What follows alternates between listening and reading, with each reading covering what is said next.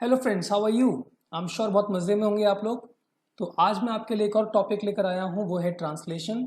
हमारी स्टोरीज वाला सेशन चलता रहेगा रेगुलर, ठीक है। उसके बीच बीच में ट्रांसलेशन भी हम लेकर आते रहेंगे। तो ये पूरा वीक हमारा ट्रांसलेशन का रहेगा, जहाँ पे मैं आपको एटलीस्ट 2 वीडियोस तो प्रॉमिस कर सकता हूँ, जहाँ पे मैं ट्रांसलेशन को केटर करूँगा, ठीक है। और अगर आप नॉन नेटिव स्पीकर हैं, माने अगर आप नॉन इंग्लिश स्पीकर हैं, आप जैसे हिंदी बोलते हैं, कोई और भाषा बोलते हैं, ठीक है, तो फिर आपके लिए ट्रांसलेशन एक इम्पॉर्टेंट पॉइंट बन जाता है, स्पेशली उनके लिए जिनको लिखने की आवश्यकता पड़ती है, ठीक है। तो मेरा ये जो सेशन है ये आपको उस सेक्टर में हेल्प कर देगा। फॉर एग्जाम्पल कोई आपको ऐसे लिखना हुआ या कोई आपको स्टोरी लिखनी हुई, तो आपको ये वाला सेशन वहाँ पे हेल्प कर देगा, ठीक है। तो चलिए स्टार्ट करते हैं। तो हम हिंदी से इंग्लिश को ट्रांसलेट करेंगे, ठीक है। I will try to do it right now. जब मैं आपसे बात कर रहा हूँ उस टाइम मैं आपको ये ट्रांसफर करके दिखाने की कोशिश करूँगा, ठीक है। तो पहले काम करते हैं, पहले एक बार स्टोरी को है ना पढ़ लेते हैं। स्टोरी मैं आपको पूरी पढ़ के सुना देता हूँ हिंदी में, स्टोरी कैसी है, क्या है इसमें, और उसके बाद बारी बारी हर एक पैराग्राफ को ट्रांसलेट करेंगे। Let's start. एक किसान था, वह अपने खेतों में काम कर घर लौट रहा था। रास्ते में ही एक हलवाई की दुकान थी। उस दिन किसान ने कुछ ज्यादा काम कर लिया था और उसे भूख भी बहुत लग रही थी। ऐसे में जब वह हलवाई की दुकान के पास से गुजरा तो उसे मिठाइयों की खुशबू आने लगी। वह वहां खुद को रोके बिना रह नहीं पाया, लेकिन उस दिन उसके पास ज्यादा पैसे नहीं थे। ऐसे में वह मिठाई खरीद नहीं सकता था। तब वह कुछ देर वहीं खड़े होकर मिठाइयों की सुगंध का आनंद लेने लगा। जब मिठाई वाले ने किसान को मजे से उसकी दुकान की मिठाइयों की खुशबू का आनंद लेते देखा, तब उससे किसान की खुशी देखी नहीं गई। वह किसान के पास गया और बोला, पैसे निकालो। किसान हैरान हुआ और बोला कि मैंने तो मिठाई खरीदी ही नहीं और ना ही चखी है, फिर पैसे किस बात के। हलवाई बोला, भले ही तुमने मिठाई नहीं ली हो, लेकिन मेरी बनाई मिठाई की खुशबू का आनंद तो लिया है। हलवाई बोला, मिठाई की खुशबू लेना मिठाई खाने के बराबर ही है, तो तुम्हें इसके पैसे देने होंगे। अब किसान पहले थोड़ा घबराया, लेकिन फिर थोड़ी सूझबूझ दिखाते हुए उसने अपनी जेब से कुछ सिक्के निकाले और उन्हें दोनों हाथों के बीच में डालकर खनकाया। अब खनकाने के बाद किसान अपने रास्ते जाने लगा। हलवाई बोला, मेरे पैसे तो दो। किसान ने कहा, जैसे मिठाई की खुशबू का आनंद लेना मिठाई खाने के बराबर ही है, वैसे ही सिक्कों की खनक सुनना भी पैसे लेने के बराबर ही है, ठीक है। तो सबने क्या सीखा। तो दोस्तों, कई बार आपको जीवन में इस हलवाई के जैसे लोग भी मिल जाएंगे। ऐसे में आप घबराएं नहीं, सूझबूझ से इन्हें जवाब दें और समस्या से इस किसान की तरह ही बाहर निकल जाए, ठीक है। तो बहुत छोटी स्टोरी थी, और आई एम श्योर ऐसी कुछ कहानी या फिर यही कहानी आपने पहले भी पढ़ रखी होगी। तो बस चलिए, let's start with the translation. अब बारी बारी देखते हैं और क्या क्या इसमें ग्रामर के एस्पेक्ट्स आपको सीखने चाहिए, जानने चाहिए, उन पर भी हम काम करेंगे। तो पहले सेंटेंस पढ़ लेते हैं। एक किसान था, उसका हो जाएगा देयर वॉज अ फार्मर, ठीक है। अब हमने फार्मर के संग आर्टिकल ए का इस्तेमाल करना है, क्योंकि हम इस फार्मर के बारे में पहली बार डिस्कशन कर रहे हैं। और जब किसी पर्सन प्लेस थिंग को हम पहली बार है ना इंट्रोडक्शन में लेके आते हैं या उसका डिस्कशन करते हैं, और अगर वो सिंगुलर नाउन है माने उसकी गिनती हो सकती है, और वो सिंगुलर नाउन है माने सिंगुलर काउंटेबल नाउन है, तो उसके संग आर्टिकल ए या एन का इस्तेमाल करना चाहिए। तो हम बोलेंगे क्या, देयर वॉज अ फार्मर। आगे बढ़ते हैं। वह अपने खेतों में काम कर घर लौट रहा था, माने काम कर चुका था, उसके बाद घर जा रहा था, तो बोलेंगे on completing his work in his field he was returning home, ठीक है। अब इस सेंटेंस को दो तरीके से कह सकते हैं। आप ये भी कह सकते हैं, ही was returning home on completing his work in his field. माने ये जो सेकंड वाला, जो पहला वाला सेंटेंस का पार्ट है, आप इसको बाद में भी लिख सकते हैं, और जो ही वाला सेंटेंस है, ही वॉज रिटर्निंग, ये पहले भी लगा सकते हैं, कोई फर्क नहीं पड़ता, है ना। मीनिंग वाइज दोनों बिल्कुल सही जा रहे हैं। तो मैंने ऑन कंप्लीटिंग हिज वर्क पहले यूज़ किया, आप इसको बाद में कर सकते हैं, आपके ऊपर है ये। और आगे बढ़ते हैं। उस दिन किसान ने कुछ ज़्यादा काम कर लिया था, ठीक है। अब दैट डे से शुरू करेंगे। दैट डे द फार्मर, देखो अब ये द कैसे आ गया, द ऐसे आ गया क्योंकि आपने लिखा है उस किसान ने, उस दिन किसान ने, कौन सा किसान है ये वो किसान है इसकी हम अभी भी बात कर चुके हैं। तो एक बार बात करने के बाद जब दोबारा बात करते हैं तो आर्टिकल द का इस्तेमाल करते हैं, ठीक है। That day the farmer had done, okay, more work, more work, उस दिन कुछ ज्यादा काम कर लिया था, मोर वर्क हो जाएगा, ठीक है। और उसे भूख भी बहुत लग रही थी, and more work and he was feeling hungry too, ठीक है। अगर दोनों इन्फॉर्मेशन साथ में लिखनी होती तो हम ऑल्सो लगा देते, पर दो अलग इन्फॉर्मेशन है तो हम टू लगाएंगे इसमें एंड में, ठीक है। That day the farmer had done more work and he was feeling hungry too. ऐसे में, अब ऐसे में क्या हो जाएगा, इन दिस सिचुएशन, ठीक है, या तो इन दिस सिचुएशन हो सकता है, वरना आप दिस की जगह पे कह सकते हैं इन सच सिचुएशन, ठीक है। इन सच सिचुएशन ज्यादा बेहतर होता है इन दिस सिचुएशन से, ठीक है। तो मैं इसको यूज करूंगा इन सच सिचुएशन। ऐसे में जब वह हलवाई की दुकान के पास से गुजरा तो उसे मिठाइयों की खुशबू आने लगी। अब हलवाई की दुकान का इंग्लिश में होता है कन्फेक्शनरी, ठीक है। ऐसे में जब वह, in such situation when he passed by, है ना, से के पास से गुजरा, पास्ड बाय द कन्फेक्शनरी, ठीक है। अब यहां कॉमा लगा लीजिए, when he passed by the confectionery, तो उससे मिठाइयों की खुशबू आने लगी। अब आना तो कम होता है इंग्लिश में, तो हम कम तो नहीं बोल सकते, है ना। आगे बढ़ते हैं, क्या हो सकता है देखिए इसमें, द अरोमा, ठीक है, जो मिठाई की खुशबू है वो अच्छी मीठी मीठी से होती है ना, तो खाने की खुशबू के लिए वैसे भी हम अरोमा वर्ड का इस्तेमाल करेंगे। द अरोमा ऑफ द, ठीक है। अब यहाँ दा मत लगा लीजिए, अरोमा ऑफ स्वीट्स बोल दी, क्योंकि हमें नहीं पता कौन से जनरल स्वीट्स की बात हो रही है, ठीक है। When he passed by the confectionery the aroma of sweets followed, started है ना, आने लगी है ना, हाँ, तो हो जाएगा स्टार्टेड फॉलोइंग हिम, ठीक है। ये देखो पूरा सेंटेंस हमारा, सॉरी पूरा पैराग्राफ हमारा बन गया। एक किसान था, वह अपने खेतों में काम कर घर लौट रहा था, रास्ते में ही एक हलवाई की दुकान थी। उस दिन किसान ने कुछ ज्यादा काम कर लिया था और उसे भूख भी बहुत लग रही थी। ऐसे में जब वह हलवाई की दुकान के पास से गुजरा तो उसे मिठाइयों की खुशबू आने लगी। तो इंग्लिश क्या हो जाएगा, there was a farmer on completing his work in his field he was returning home. That day the farmer had done more work and he was feeling hungry too. In such situation when he passed by the confectionery the aroma of sweets started following him. ठीक है, चलो आगे move करते हैं। अगला sentence है, वह वहां खुद को रोके बिना रह नहीं पाया, ठीक है। और यहां पे आपसे गलती हो सकती है, रोके बिना रह नहीं पाया, ठीक है। तो क्या करें इसका, तो लिखते हैं he could not stop himself, he could not stop himself from stopping there, ठीक है। वह खुद को वहां रोकने से है ना, रह नहीं पाया, he could not stop himself from stopping there, ठीक है। लेकिन उस दिन उसके पास ज्यादा पैसे नहीं थे, ठीक है। तो जाएगा but that day he did not have much money, ज्यादा पैसे नहीं थे, है ना, much money।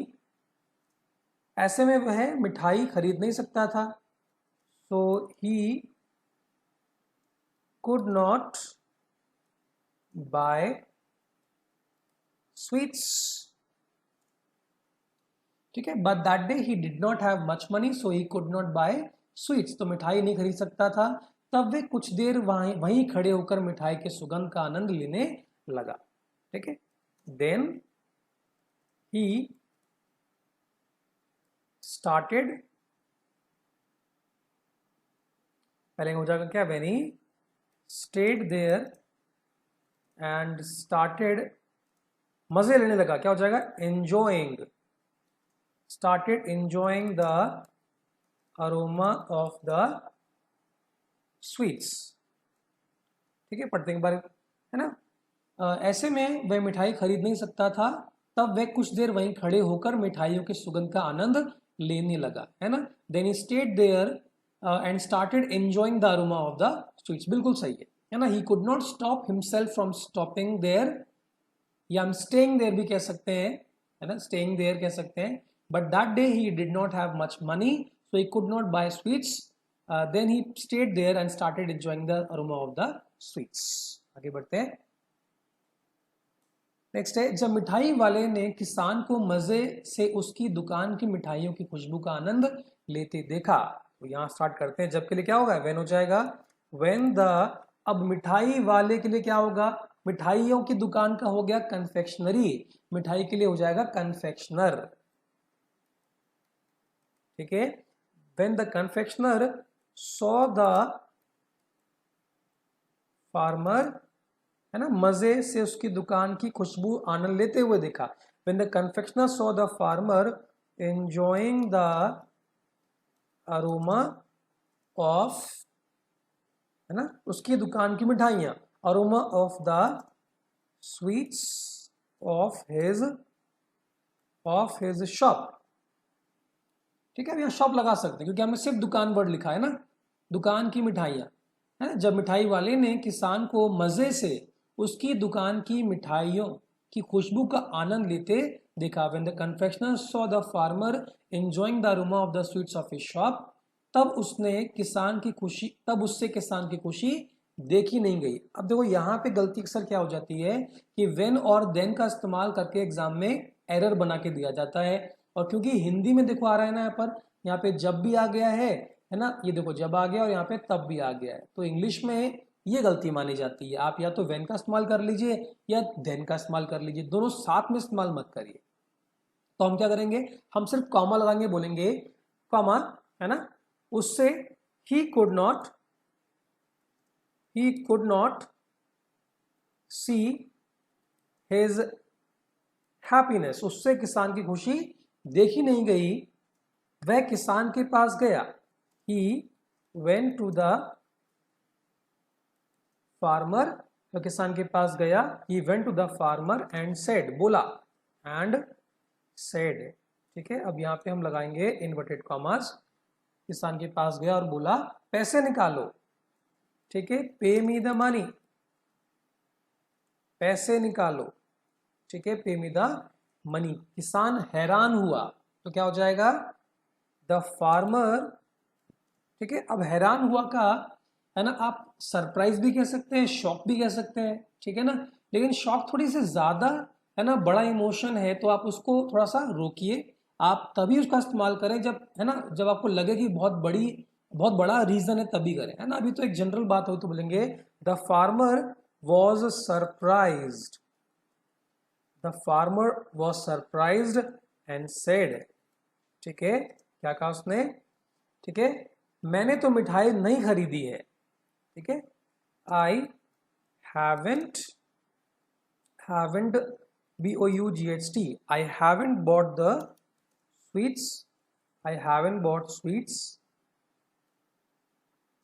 nor, है ना, और ना ही चखी है, nor tasted them। ठीक है, फिर पैसे किस बात के, then why should I pay you the money। ठीक है, ये सेंटेंस पूरा होता है। The farmer was surprised and said I haven't bought sweets nor tasted them. यहाँ पे नॉट लगा दिया मैंने, नॉर होना चाहिए, NOR, नॉर टेस्टेड देम।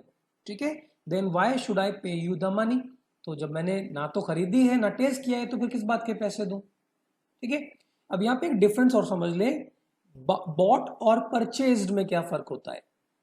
जब भी आप डेली यूज के आइटम या जनरल आइटम को खरीदने की बात करेंगे तो आपको बाय वर्ड का इस्तेमाल करना होगा, बी यू, बाय। और जब कुछ है ना आप कॉन्ट्रैक्ट या अग्रीमेंट ऐसे कुछ बात करने वाले हैं तो वहां पे आपको परचेज वर्ड का इस्तेमाल करना होता है। जैसे सेल डीड हो गया, ठीक है, किसी शॉप को खरीदा है आपने, ठीक है, किसी कार को खरीदा है आपने, तो अब उसको हम परचेज में काउंट कर लेते हैं, ठीक है। तो अभी क्योंकि ये स्वीट्स बहुत जनरल आइटम है तो हमको यहाँ पर बॉट का इस्तेमाल करना है। आगे बढ़ते हैं। नेक्स्ट, हलवाई बोला मिठाई की खुशबू लेना मिठाई खाने के बराबर ही है, तो तुम्हें अब इसके पैसे देने होंगे। क्या बोलेंगे? द, किसने बोला? ये हलवाई ने बोला ना।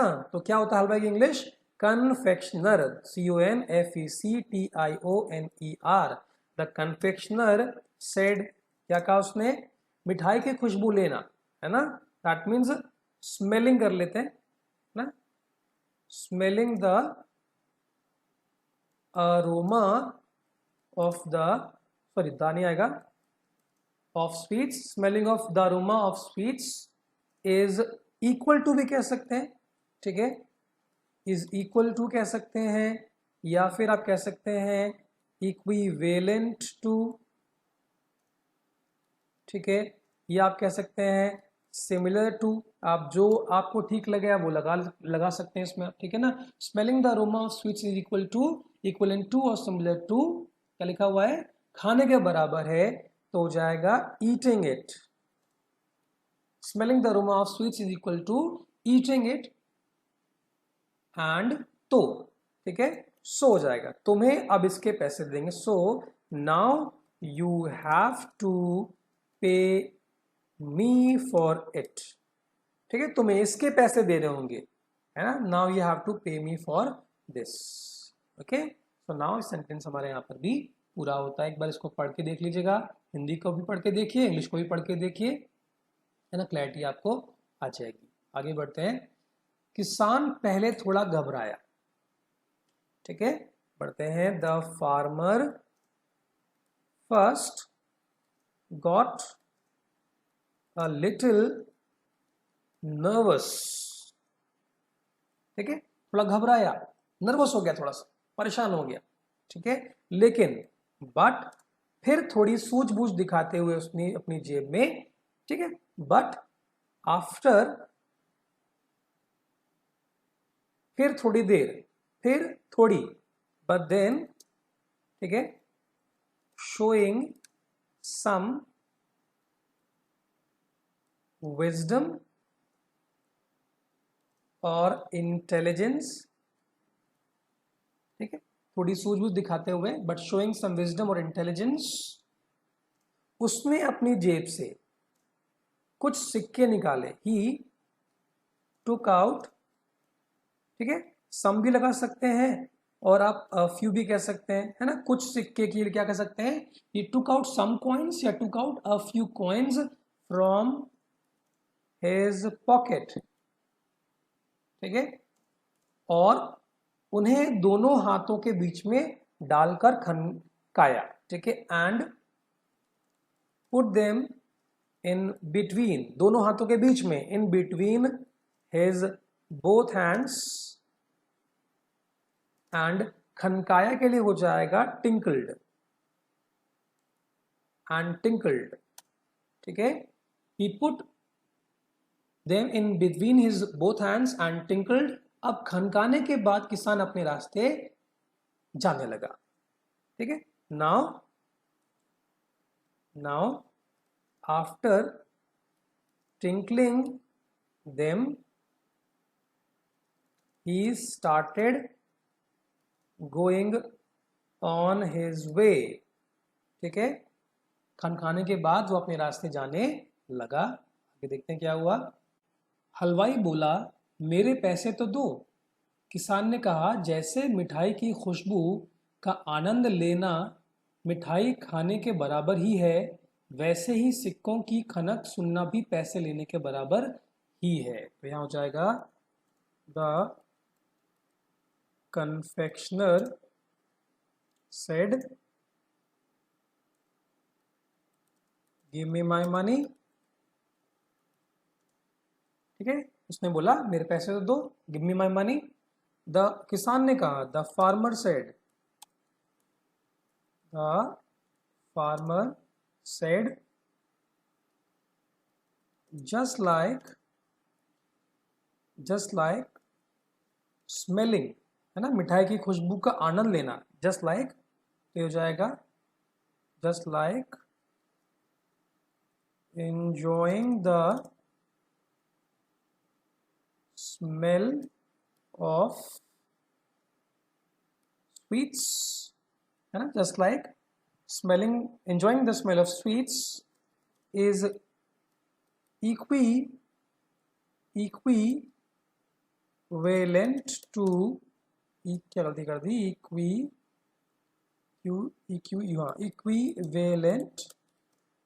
equivalent to eating them similarly, ठीक वैसे ही, सिमिलरली वैसे ही सिक्कों की खनक सुनना, वैसे ही listening to the tinkle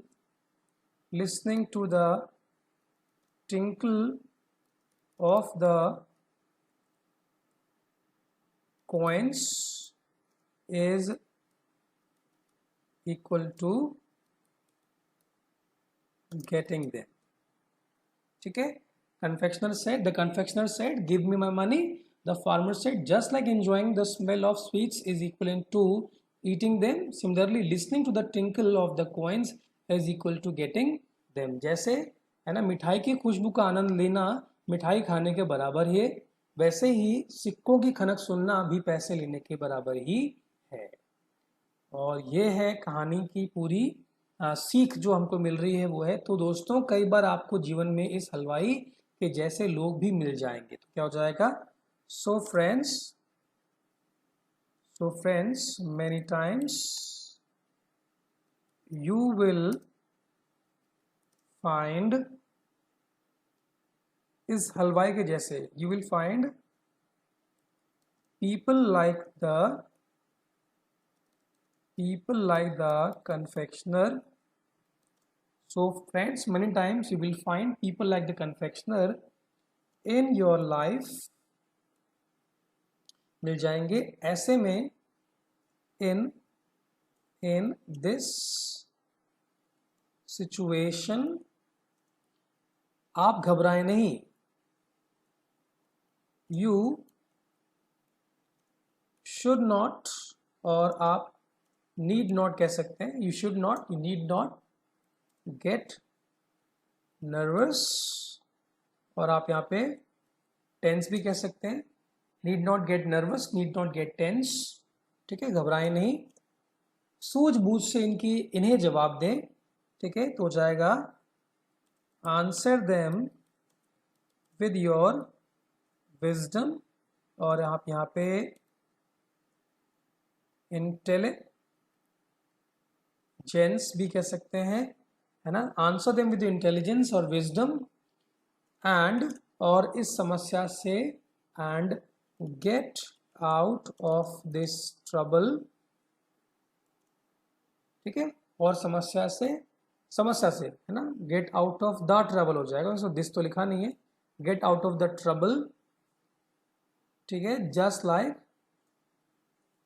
या फिर लाइक कर सकते हैं, लाइक दिस फार्मर,